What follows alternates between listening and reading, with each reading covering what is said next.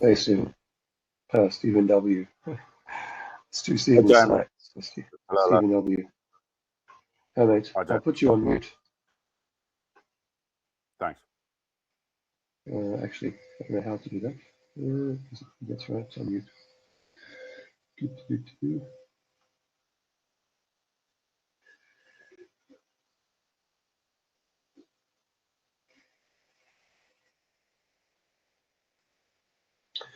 I'll give it 2 more minutes and then I'll kick off and everyone else has to just catch up.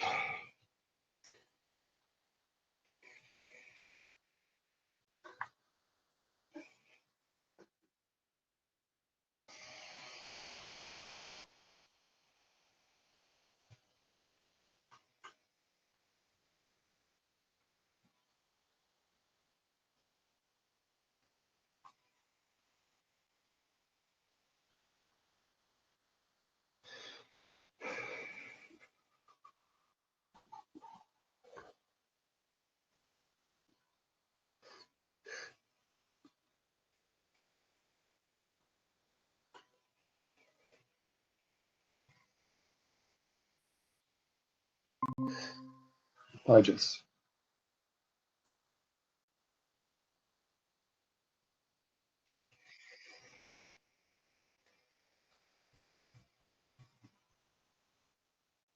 Coming thick and fast now.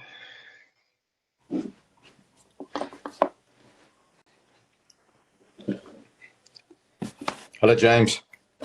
Yep, just get you guys to say hello and then put yourself on mute. That's great. And I'll catch up with you at the end, hopefully for a bit of a chat.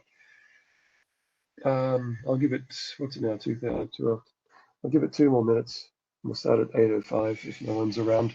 No one else has joined, and they're going to have to catch up because there's about 12 to 15 supposedly on the call. We've only got 6, the usual.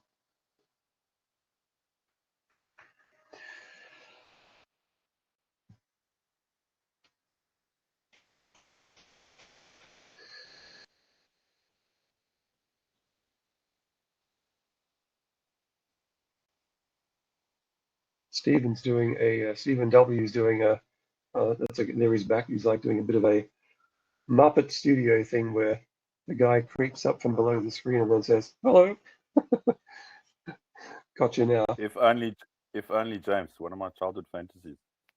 Yeah. Being one of the guys up there on the balcony looking down and go, oh, look at those stupid bastards. Yeah. Exactly. Where? Hi, Jess. How you doing? I'm very well, thanks, Stephen. How are you? Cool. Nice to see you. Yeah, good. Thanks. Yeah, hi, Very Jess. nice. Hi, Lawrence.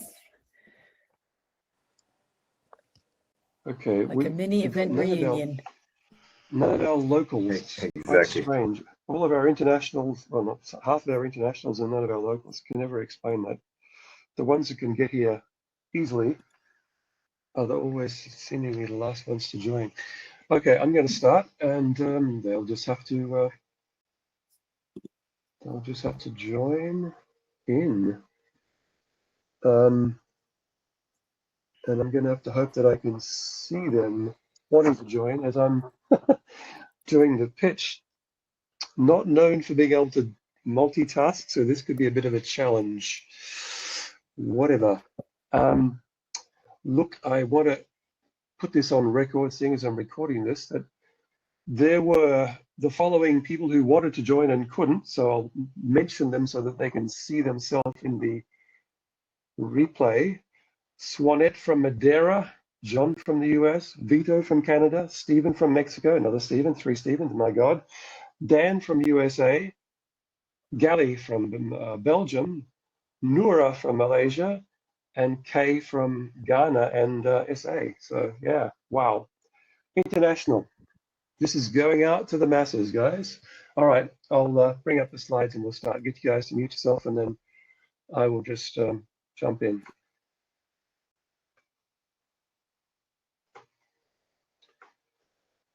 Try sharing screen, James. Might be a good idea. So, done a great job of getting everything ready, haven't I? There we go. Can we see that?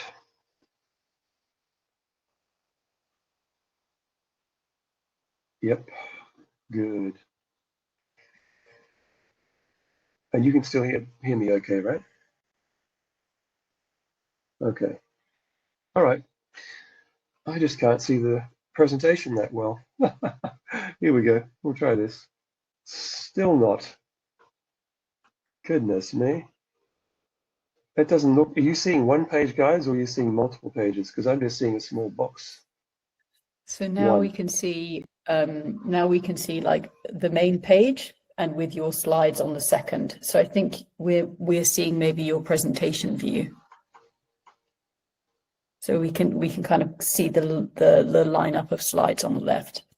But okay. I can see it. I can see it and read it perfectly. So hang on. I think that's the trick, right? Go into presentation mode. Probably had to go into presentation mode before I shared. Okay. Oh, guys, it's been a while since I've done this. You can tell.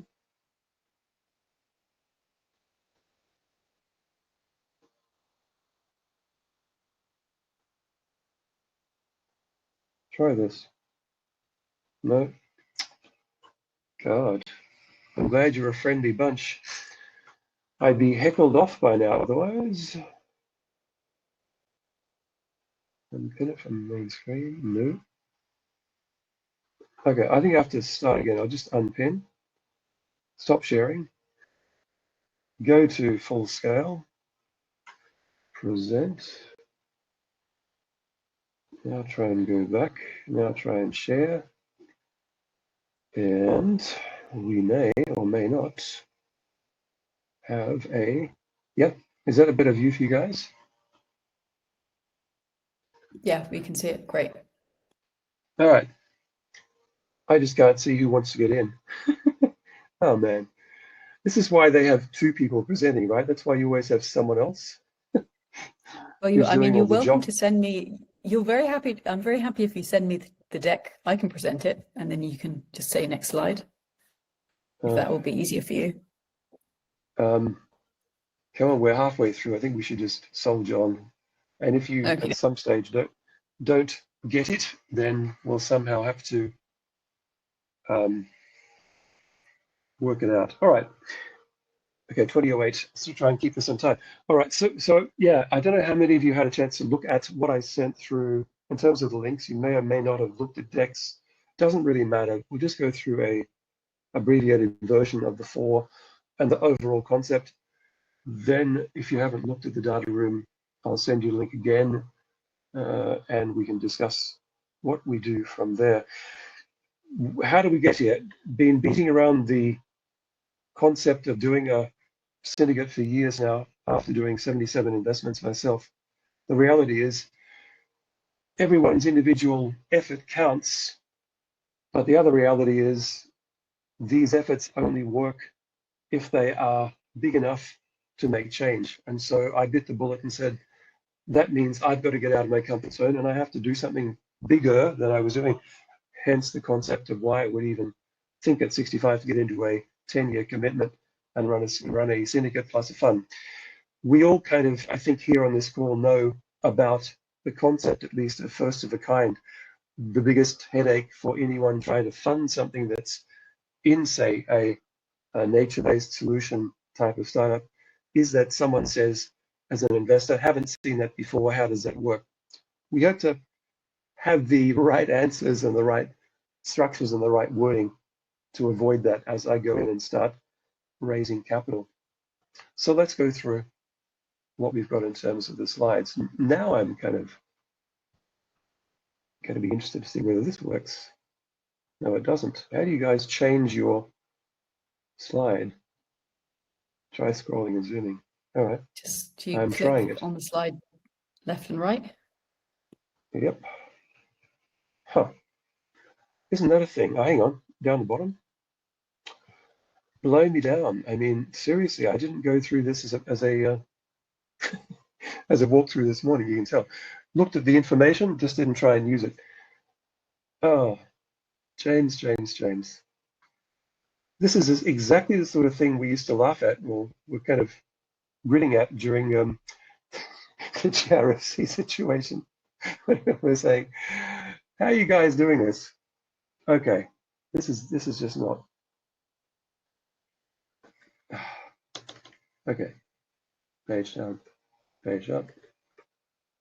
All right, we are actually going to go out of here again and stop sharing and try something else. Sorry, guys.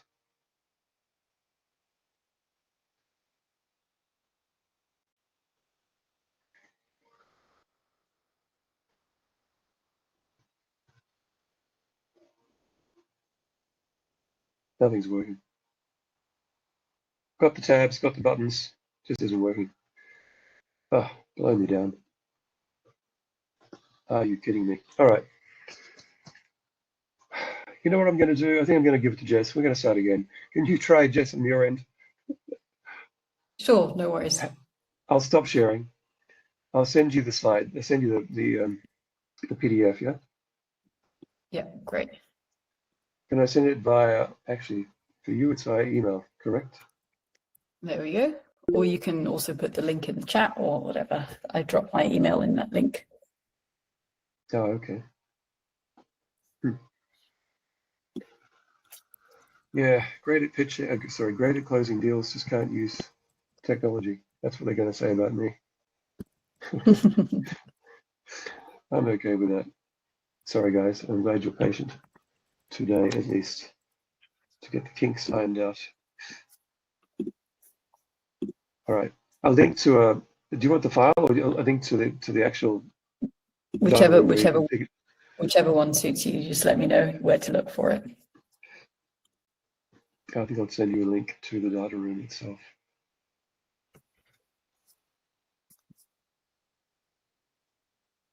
Okay. Thank you. Just sent it off now. I take a beat to get there. And in the meantime, yeah, the rest of you guys, no one else has joined. No one else is trying to join as far as I can see. I'm a little bit disappointed about that. But just to tell you, Stephen and Lawrence, actually, wasn't there one more? We lost someone. No, right, that's it. Yeah. The people who did actually respond to this and who I've sent information to, 3 of those are what I would call super angels. So there are some fairly serious heavy hitters that have already requested. What's a super angel, James? What's that, Jess? What's a super angel? Super angel is someone who does 20 more deals a year, probably invests $1 million or more most years. I was investing $500,000 a year for many years. That was kind of like my rhythm. So a super angel is someone who's doing, actually a super angel in the US, they probably say 100 deals a year. I'm sorry, it depends what country you're coming from. So a guy called Jason Calacanis does 100 deals a year at a minimum ticket size of 50,000. So he's doing $5 million a year. But I think $1 million a year or more is probably qualifying yourself as a super angel as well. It's just that they mostly don't do large ticket sizes. They mostly do 25,000. Super angels tend to write slightly large checks. Large tickets. Which in itself is a blessing. But, you know, like I said, not many of them around. But a few of them actually know me. I know a few from past lives, and they were supposed to be on the call. So this will be good. You guys are comfortable. You're going to see what I've put together and give me some critique at the end. And I'm going to send this then to these people and put a 2-day clock on them joining with money, or at least committing. That's my logic, Stephen and Lawrence. You don't let people decide forever. It's like you're in or you're out, and it should be pretty simple. Do you see? Is this the screen you're looking to share? Yep. No, go past that. So let's just roll through fairly quickly now. This one? I've wasted 15.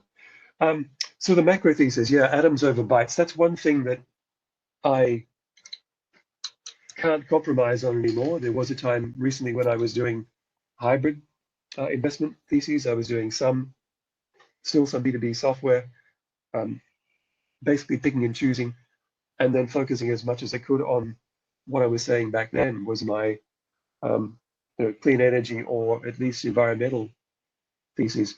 It's developed, and now we're going to sort of focus on this atoms over bytes window or filter. And I think that's a good one because everything that we are all involved in is building something in the real world.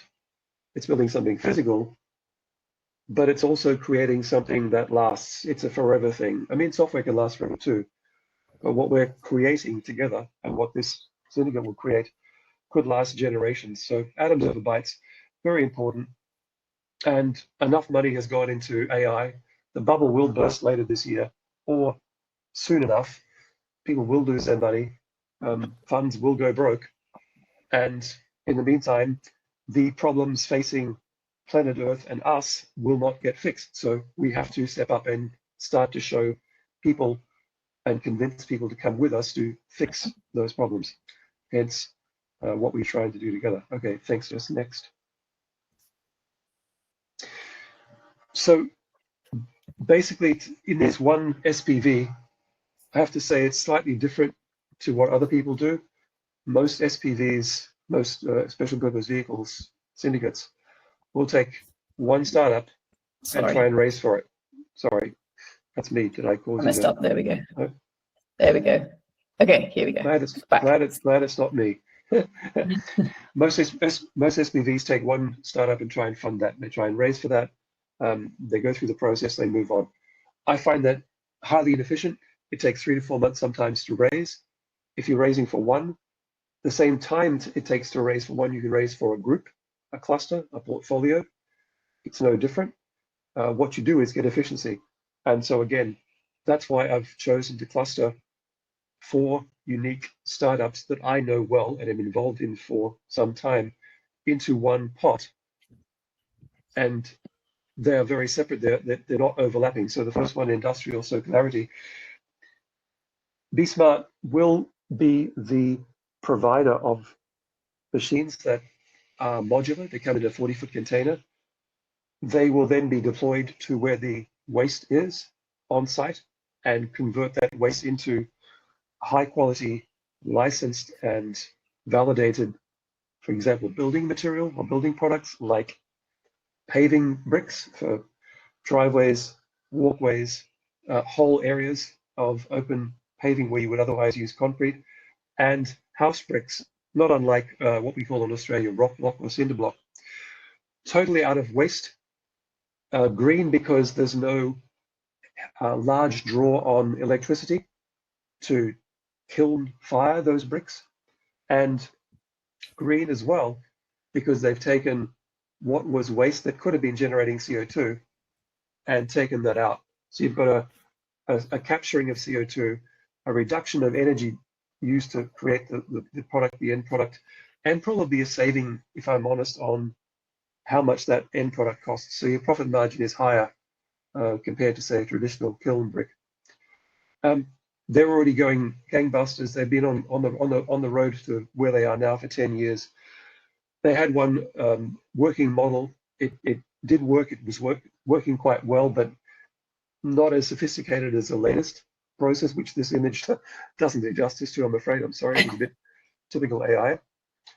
But to tell you where they are, they've got a $10 million grant from the Australian government sitting in the wings, waiting to be triggered. So whatever equity we get and put into them releases $10 million for them to fire up big time the R&D, the building of modular units to ship off to test customers, trial customers like Rio Tinto or Alcoa. And then they've just put in a submission to, which I'll talk about later, is to the Kingdom of Saudi Arabia to run their complete end-to-end waste management and waste recycling. So yeah, you can understand why I'm excited. Bit of money, basically is a thin wedge, leverages a whole lot, releases it, triggers it, and off they go. Next. as is the case with our agroforestry, biotech, if you like, our terrestrial strategy, on two pillars, on two shoulders, and Stephen and Lawrence are here to attest to the fact that their company and their group, along with the other team, Tim and Chief Deco, in the McGinkey project, the McGinkey prototype project, will change not just the lives of the people in that initial community and in that state in Africa, but that, I believe, will be rolled out as the prototype in many countries in Africa, and then I think South America and probably Asia. What they're doing there will be a forerunner to the future. And hand on heart, I fell in love with it the very first time I saw it. Just can't not be involved in some shape or form, and I believe investors will receive it and feel the same. It's one of those things you have to get to read through a couple of times, and once you do, light bulbs go off, cogs start to turn, and you start to see the big picture. It's like impossible to then let go. The other one is a gentleman who's a multiple exited founder, but not necessarily in the sense of billion-dollar companies, but has started and sold several companies, but has, like me, been focusing on this part of the world and this particular solution type for about 3 years now, 2 years fully on these latest technology innovations. And look, we're gonna block them into biotech, but it's really between McGinkey and this other company. The only overlap is the concept of agroforestry, the realization that that's the way to go. Other than that, they're doing two separate things. And the very first project for Farm to Fido will be to solve the what's called the coffee borer, the coffee bean borer, which is a bug that has devastated the coffee trees in Southeast Asia. Some countries worse than others, but in some cases, farmers have lost 40% or are losing 40% of their crop. Now, 40% means they're already losing money. They were only making money if they sold 100% and at a good price. And of that 100%, they were maybe making money on 10% or 15%. So losing 40% means they're underwater. So we have to solve that, and the way to solve it is to use the coffee plant to give off the necessary components to put into a spray that effectively are like creating a shield, which the plant probably would have been able to do and has done in the past, but now has lost the ability to. It's like giving someone a shot of something to boost their own immune system so that they can take care of themselves and protect themselves from colds, flus, viruses. Next slide. And the last one, the last area, the last domain, if you think about it, we talked about industrial circularity. We moved to terrestrial, land-based, to do with, again, the concept of agroforest, helping people make an income and also look after their food needs. Move to the fourth area, and that's the ocean, which is, for me, the first time that I've kind of touched this area. I've been aware of it. I've seen different opportunities, mangroves, for example.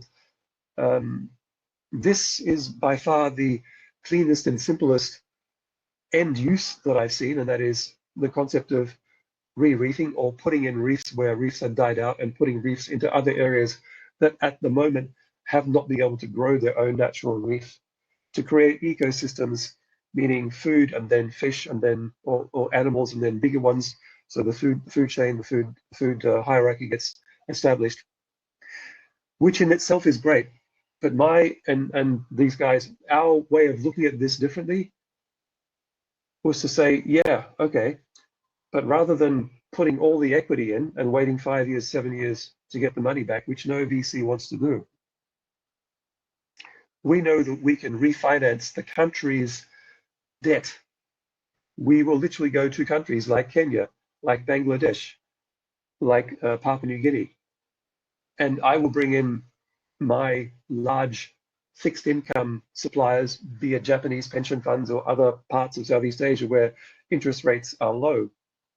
And we will bundle this up, we'll package it. That's what I do, I structure. That's one of the things I've made a habit of, and no secret of it, my fund is going to be structured as well. And if we can reduce 1% on their cost of capital, in most cases we're throwing off between 10 and 50 million a year in income or in money that wasn't otherwise available. And our deal with the governments are going to be, well, half of that should go to food, education, all the things that the people need, society needs. Half of it will go to building reefs. So with our small investment into this structure and into this team to get these discussions going and to hook into lawyers to get documents ready to have our fingers or hands on these prizes, we are guaranteeing we can get the equity we need to invest 25 million in one reef, for example, because it's quite a large, long scale investment. But 1 square kilometer of reef is a $5 million forever income stream at very little cost. So again, this will add a massive return to the syndicate. It's probably one of the ones that will generate nothing at the start, whereas your other strategies will. But when this one kicks in, it will be huge in terms of the return to the syndicate and the return to the investors. So it's a multi-layered, multi-pillar approach. Next slide, Jess. And all I'd say is each of these four has been chosen, again, for three things. Founders, people who've done this before, done startups before, had success before, exited before, if necessarily gone broke before and come back and got on the horse again and kept on going. They show resilience, they show credibility, they show staying power, they show true grit, but they've also got business smarts. And in each of the cases, all these four, they've already got their next move lined up. It's a trigger. They just need somebody from us to trigger an event which will generate them either the next KPI, the next milestone, or in some cases, the first income. So I'm not in favor of giving money to, blank canvases and off you go and paint this beautiful picture. I'm a realist. The investors that come on board will be realists. But you have to de-risk it, which we've done as much as we can. You have to know where the future is, which we do. And in each case, it's a slightly different milestone, but in each case, it's visible. We can see through to where the next milestone is. Next slide, thanks, Chris. Right, now this one's not going to fit on one page, but this is you've heard this saying, Stephen, the money slide.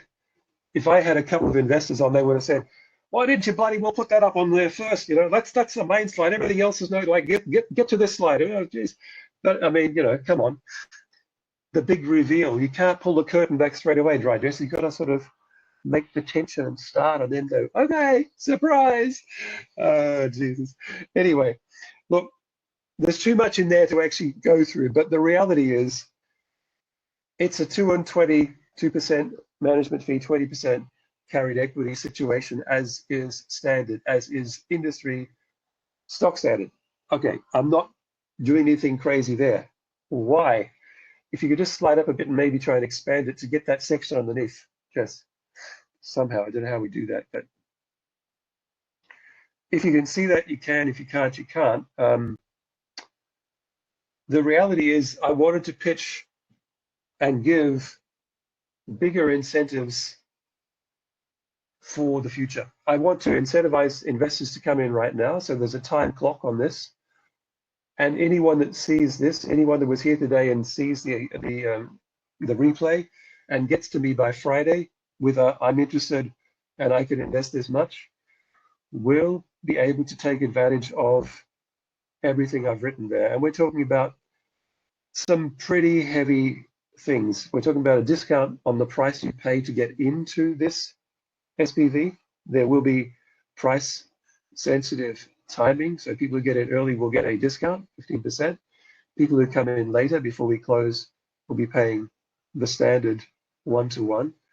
There's obviously a preferential return, and that is, like a lot of funds, I'm going to treat the concept of the syndicate a bit like a fund, where in a fund it's quite common that you get your money back and a premium on top of that, in this case 8%, it's called a hurdle rate. After you get your money back and you get 8%, that's when I start taking my 20%. In other words, if you don't get more than you put in, I shouldn't be getting 20% for free. It's just not fair. So, this is not always and often done, but I think I've had this done to me. I've had this offer given to me. I think it's fair, especially that the fact that this is a raise which we need to put a time clock on. And also it's a raise where there are a few, let's say, non-standard parts to it.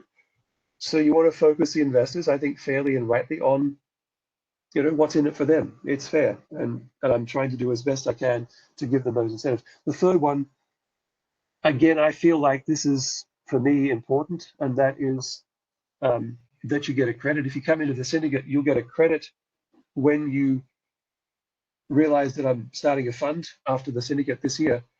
You get to basically come into that fund. There's a guest coming in very late. No, Lawrence. No, he dropped off. Okay. Sorry, Lawrence. You get to get a credit, so you can jump into that fund again, and instead of me taking 20% of your money in the fund, we'll only take 15. So again, you get a discount because the fund's going to be a 10-year situation, and that alone, that 5% there over 10 years for a reasonably sized investment adds up. That's a huge incentive for most. Super carry, people who've been in the business will understand that. And of course, the other thing that you do, and this is what anyone should do in my situation, is you should give your early supporters a chance to see deal flow. That is, see my deal flow. If I'm going to open my deal flow up, what I currently have invested in individually, I'll present that to the early investors first before I present it to the rest of the members, the investors, in case they want to invest individually. But also, in terms of deal flow, even the ones that we're going to present to the entire investment community, at least the people in the syndicate will get first chance of that as well. And that sometimes means you get in and other people's miss out. So it's a timing thing. So that's a pretty big bundle, but that's my give. That's the kind of quid pro quo. And so the other thing is, from the investor's perspective, I need them to move fast. I need them to signal, not give me money, but signal by the end of Friday that they're interested to get in and how much. I need them to then follow up by Monday and basically be ready to wire money, sign an agreement, wire money. If I'm slow, that's my problem, but at least I have to be ready to do that. Because, and this will be kind of what Lawrence and Stephen have been waiting for, I need to get this 2.5 in by the end of March. In my mind, by the end of March is important. There's a sort of like first quarter thing. I want to do it in one quarter. Now, if I don't get it all in, I need to be looking at least the first $500,000 as being critical, followed by the next, million and a bit. And yeah, if I can get 2.5, that'll be the ideal. That's where I'm heading.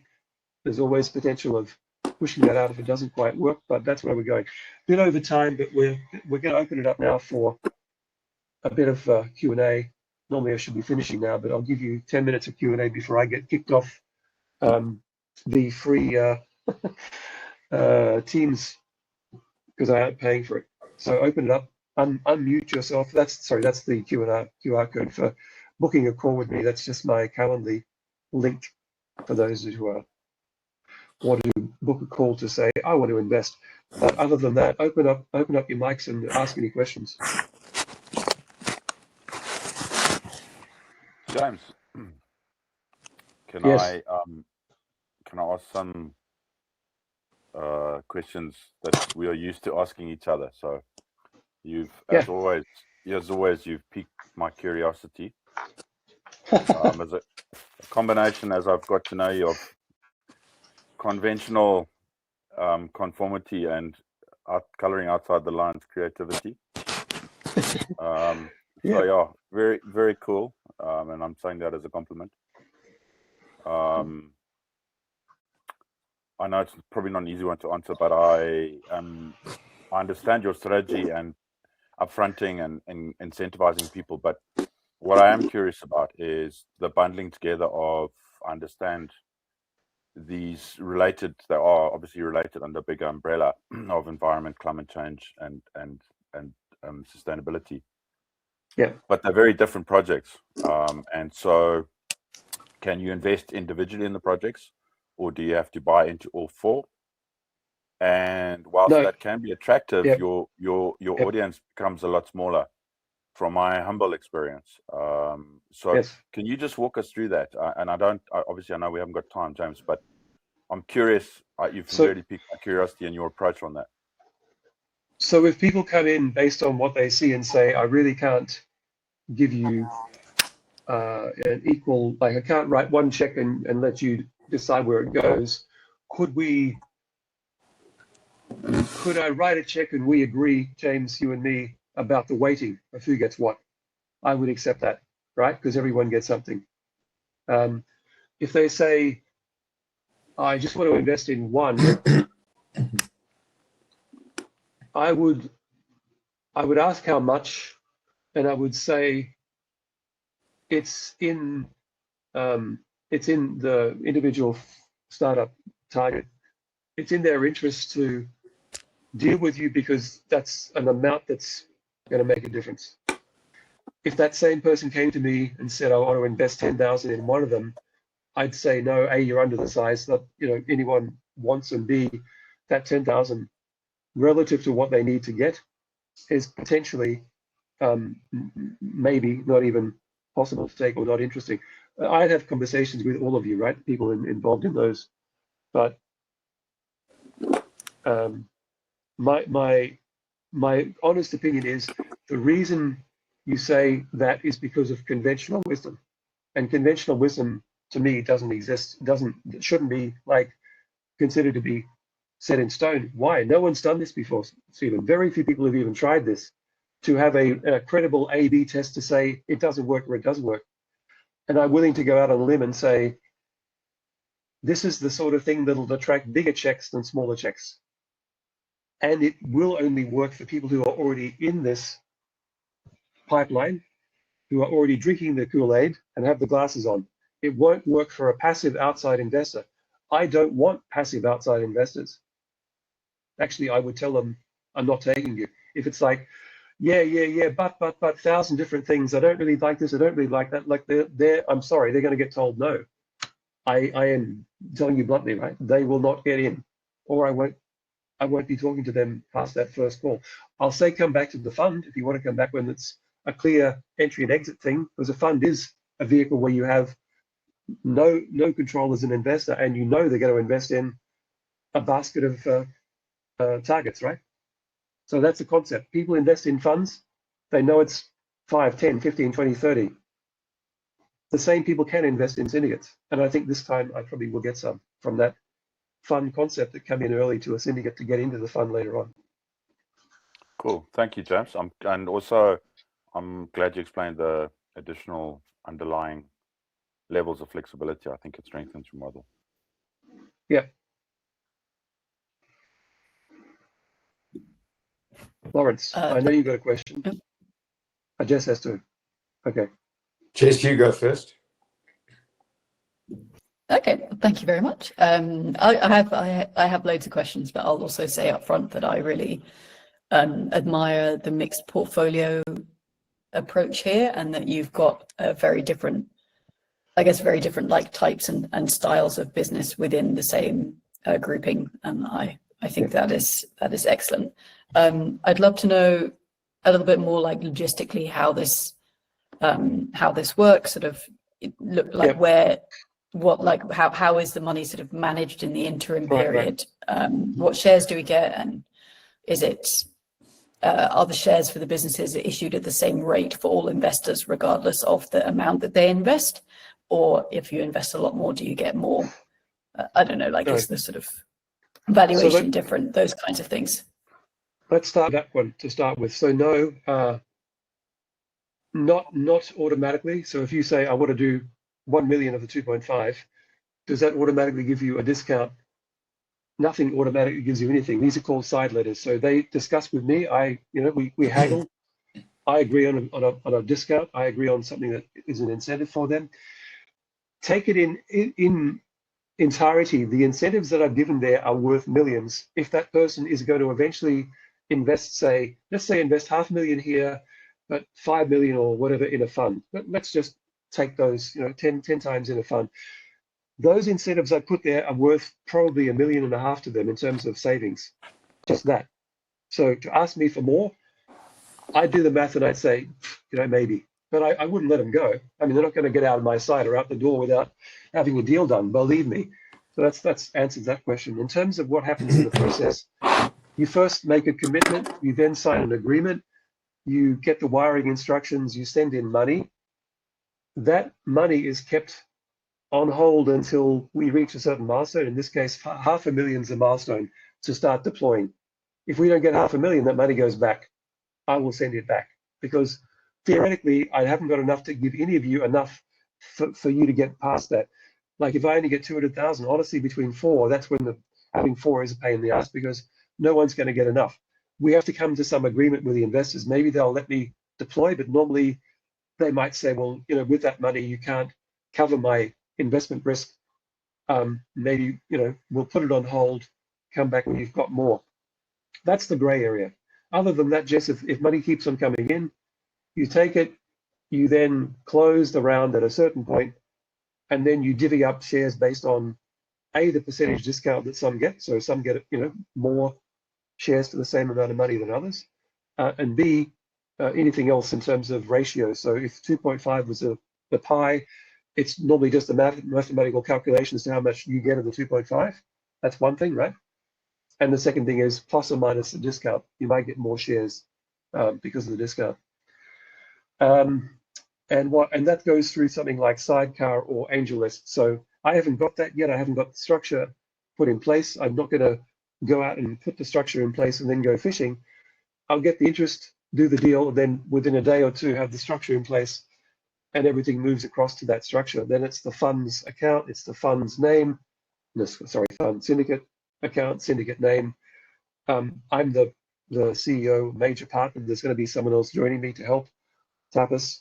We normally run these things with one person, but there'll be a second person, senior second person, and probably a third part-time or lower level person, all based in this part of the world because this will be a Singapore structure. What else did you ask? Did I answer? I think you've got me.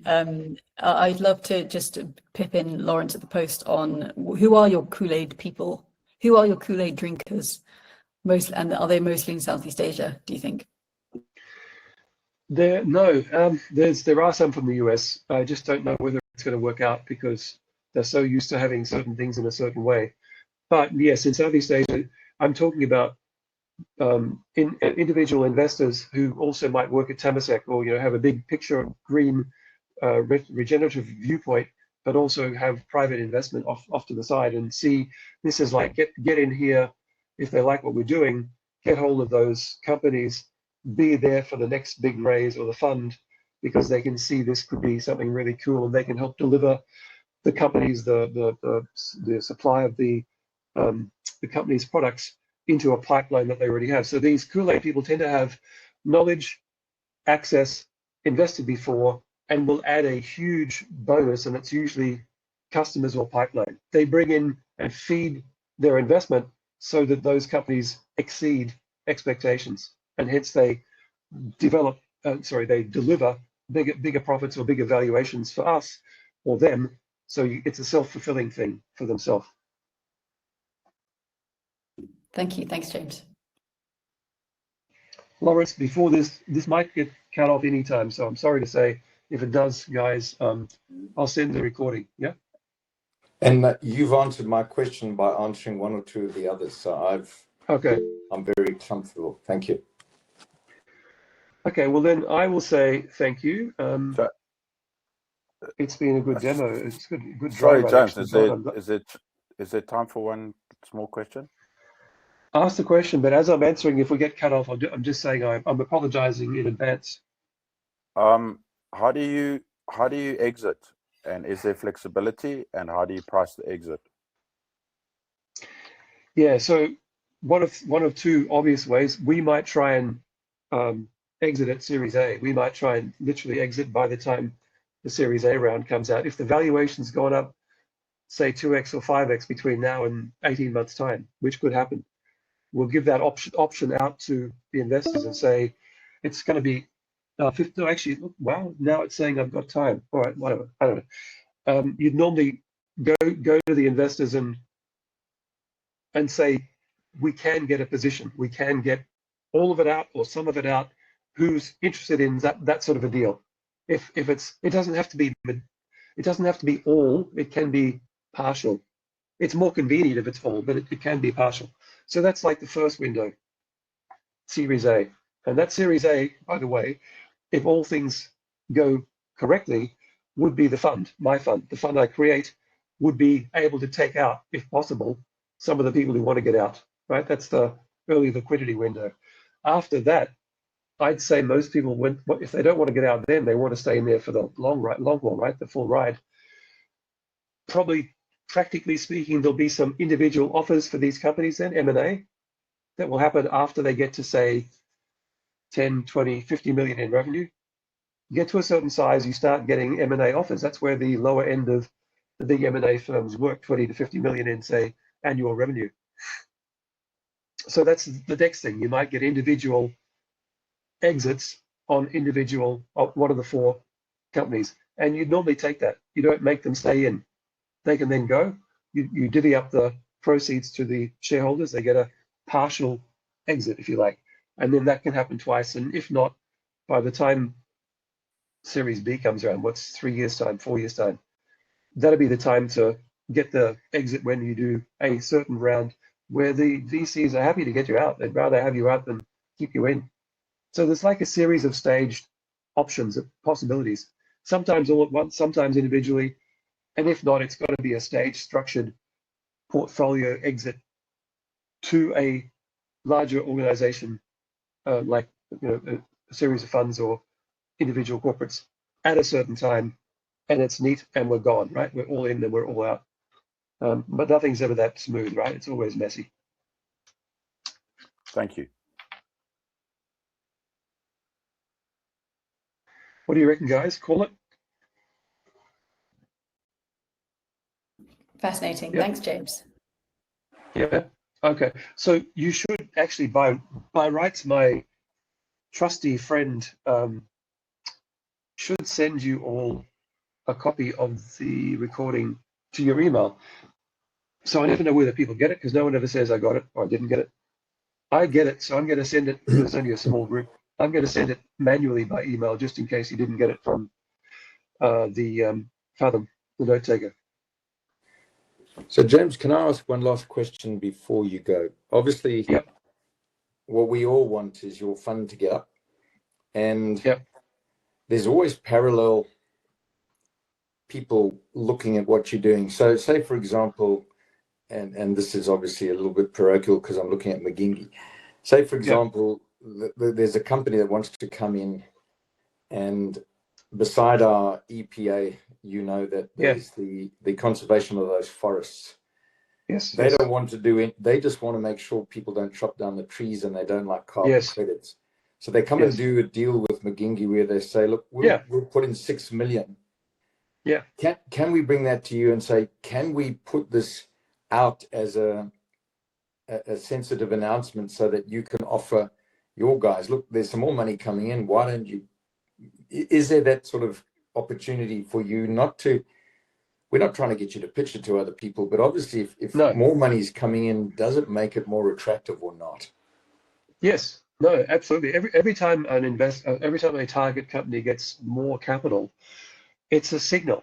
Firstly, it's a signal. It's a signal to the world, to the other investment community, that people believe in that target, in that company. So it's a validation, first and foremost.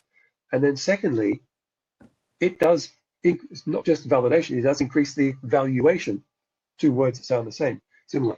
So of course, getting to know that valuation, that it will increase because that 6 million initially is just sitting, once it starts to work its way through to build that capacity in whatever they're aiming to do, then the valuation increases. So yeah, good time to invest, double down, potentially invest, co-invest along the side. that's yeah, no, Lawrence, that's the sort of thing that most fund managers, let alone syndicate managers, don't spend a lot of time on. They don't look at the bigger picture, try and keep tentacles out, try and bring in the other opportunities, and they don't network. They don't kind of look at this as being the sum of the parts. They look at their own race and they run their own race. I've never done that, and that's why this, as Stephen would say, that's why I've got twists in this that probably people would say are weird, but in fact, it's because I know that this is the way to get the most out of what we're trying to achieve. It's about getting together. It's about staying together. It's about incentivizing people. It's about sometimes locking people in, but it's also about letting them go, letting them get out, giving them chances to exit, giving them opportunities to make more money. And the more value add I create, the more I'm likely to get them to come back and invest more in this syndicate or in the next syndicate or in the fund, right? That's my end game. Is to keep them around for 10 years, 20 years, and maybe to get their kids involved, their firstborns involved. What the hell? You're with me for life. Get out of here, sucker. Mafioso tactics, if you have to. No, just kidding. Okay, disregard that if you're watching this from somewhere else. I'm kidding.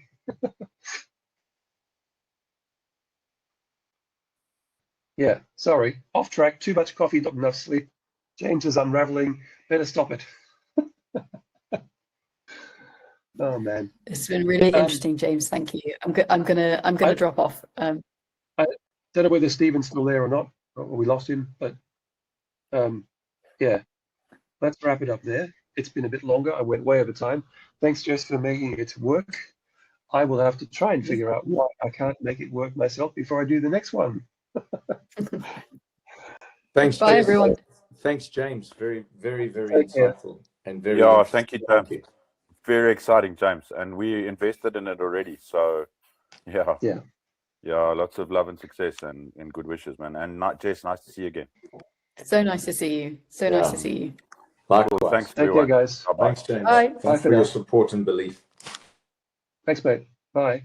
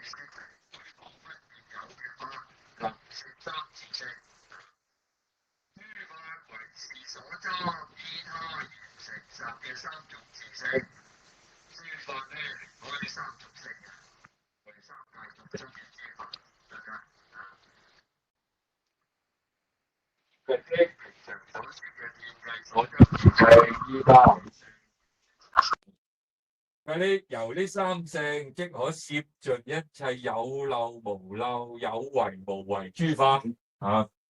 亦為此三性，方能攝盡一切法。所以咧個偈頌裏邊講呢個為所執啦，為有個為字，為即係此係下邊呢三樣嘢就包攝晒一切嘅法，所以叫為所執。為依他，為完成實，得唔得啊？啊，佢所謂遍計所執性者，遍就係周遍即心宇宙萬法，即係所有嘅法，包括晒。計就咩啊？呢個所謂計執，呢個後邊啦，28頁。計就所謂計度呢度啊，佢表示對於種種法境上嘅衡量計度。即係比較啊，去計較啊，去比度啊。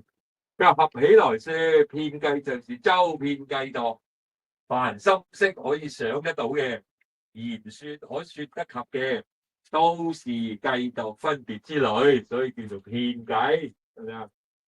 佢話凡於識等六塵六跟綠色等化執是實體的，有真實嘅字體嘅，呢啲就叫做所謂遍計所執啦。